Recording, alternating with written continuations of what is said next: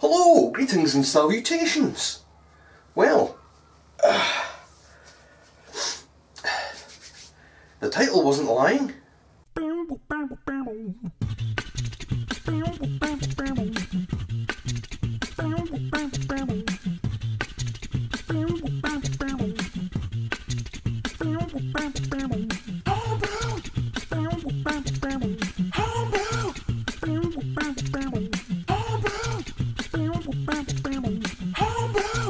You're watching Homebrew, hosted by Big Secu at secu.com.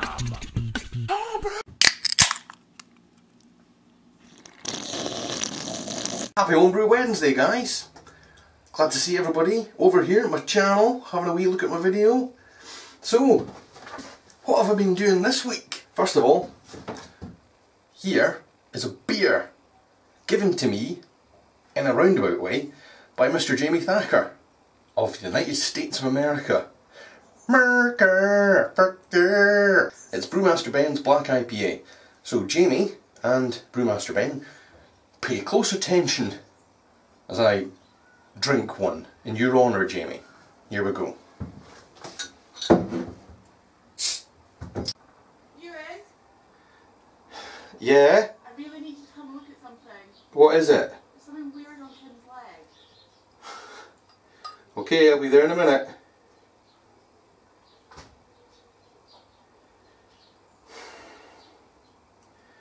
Always the most opportune of times, the wife decides to interrupt my videos. Something weird on the dog's leg.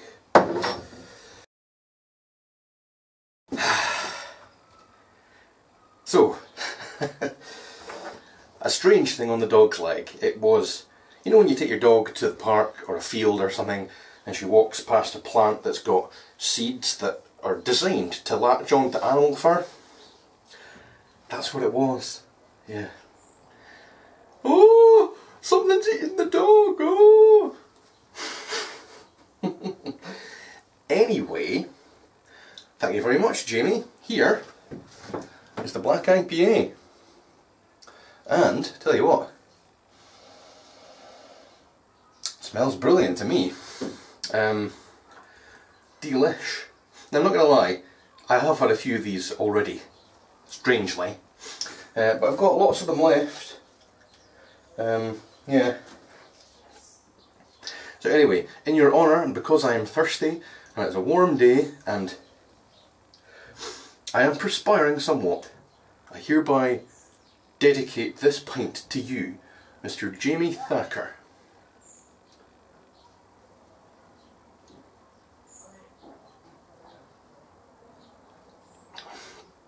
Ah. You know, it's amazing because if you drink a stout, the whole idea of a stout is that that stouty flavour kind of is mouth full and it lingers in there even after you've swallowed. You do get a bit of dark lingering flavour from this, but nowhere near as much. It's not anywhere near as full bodied. And the hops come through really well.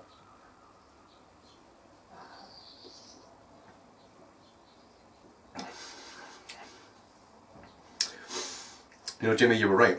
This is brilliant. Thank you very much again for sending me this stuff to make it. I'm going to enjoy all of these. Boom.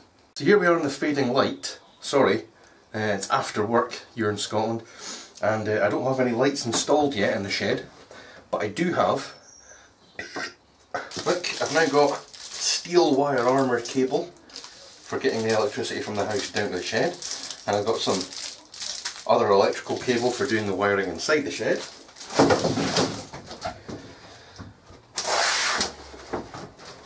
And I've got myself a bulkhead light.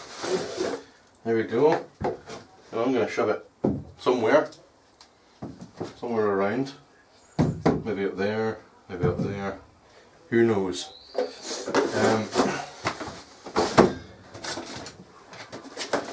Got myself an RCD consumer unit. Comes with the RCD, a couple of breakers.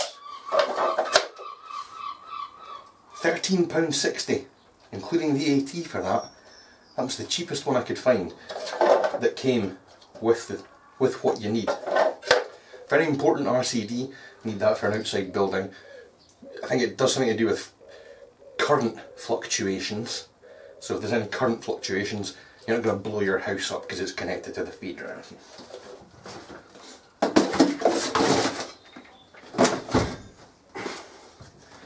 I've got a few of these. These are actually exterior sockets. Now technically, I suppose you could argue, this is not an exterior setting.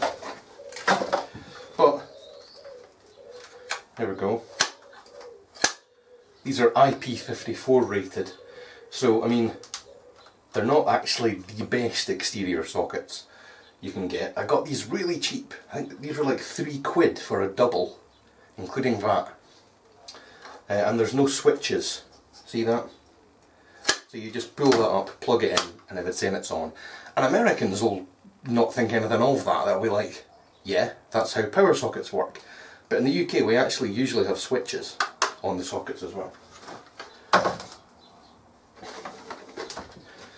Got myself some cable clips. And, I'm going to mention them actually. I got all of this from cpc.co.uk. The cheapest place I could find. Cheap as chips. For instance, 100 round black cable clips, 12mm in size. They were like £1. Yeah. I found another website wanted over £4 for 25 of these. I got 100 for £1.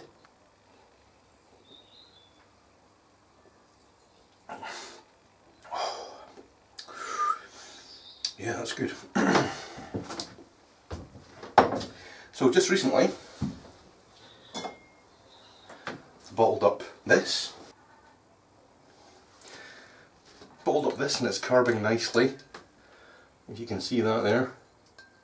See the foam at the top. That's a session ale basically. 3.8%. And it's just Maris Otter.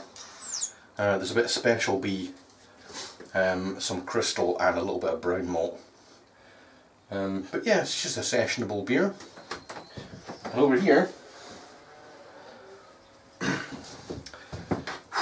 pardon me while I sweat some more.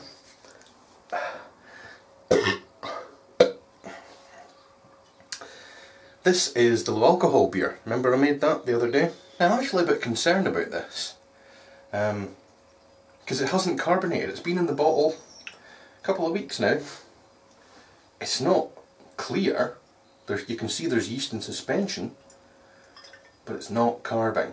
And I know it isn't carbing because some of the bottles that are less disturbed than this one, you know how when you put a spoonful of sugar into a bottle like this to prime it, and then if you just leave it, it will dissolve, but it will dissolve so that the sugar syrup lies at the bottom of the bottle, like that. And then when you move the liquid, you'll start to see, you'll be able to see the syrup is denser than the beer, and you'll see it moving around, which means it's not eaten, because you can see it, right? Most of them still have that, so I don't know. And also when I opened one the other day, there was a flavour to it that I wasn't particularly happy with. But I'm just going to leave it. Just going to leave it and leave it and leave it. Because I've boiled it now, so I might as well. We'll see whether it comes good in a couple of months' time. Now, are you an all-grain brewer? Are you a brew in a bag all-grain brewer? Look what I found. I found this in Aldi supermarket. It's an extendable, oversized sieve colander thing. Yeah. Check this out. So there you go. If you've got an electrum boiler. Oh, seagulls are having a good time. When you pull your bag of grains out, like so, and you want it to drain off, a lot of the time I find myself just holding it above to try and get as much of the wort out as I can.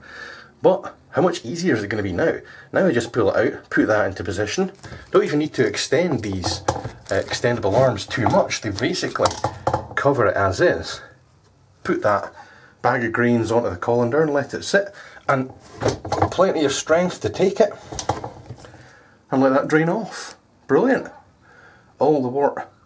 And if you want to do sparging, I suppose you could sparge it like that as well. So there you go, £5.99 if you're in the UK, from Aldi stores. I just got that the other day, I've not tried it out yet. Last but not least, next week I'm on holiday. I'm going to London. The big old smoke of London. Now, I haven't been there in a very, very long time. I'm getting the train down, travelling first class. I thought, what the hell? It wasn't that much more than the standard price. So I got myself a travel lodge down there, me and the missus, in the centre of London. Going down on the Sunday, and then on the Wednesday, I'm going to the Great British Beer Festival. So I'm going to be at the Great British Beer Festival. I'm going to be there, I believe it opens at 12 noon. And me, Uncle Jonah, Zippy, Brewmaster Ben, Scoosey, who else? Am I missing somebody? I'm probably missing people. We're all going to be there. We're going to all meet up. Oh, Darren as well. Darren Chipple from Homebrew, from Angworth Homebrew, eh? How can I forget you, Darren, eh? Oh, Dazza. We're all going to be there. We're going to meet up. And I'm really looking forward to meeting those guys. It'll be the first time that I've ever met fellow YouTubers as such. I've met people that have watched my videos before, but never other people who make homebrew videos, so that'd be good. I'm looking forward to meeting those guys. If you're going to be at the Great British Beer Festival, put a comment down below if you're going to be there on the Wednesday 13th. If you see me, I'll be wearing my hat, as long as it's not too warm. I'll have the hat with me, how about that? Planning to do some videoing. I probably won't have the tripod, but I'll take the camera with me. So, if you see me, say hello. Let's have a pint. Tell me about your homebrew.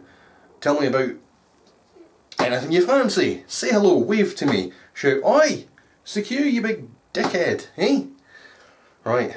Comment below if you're going. Let me know who to look out for. So, I'll see you guys next week. Maybe. Cheers!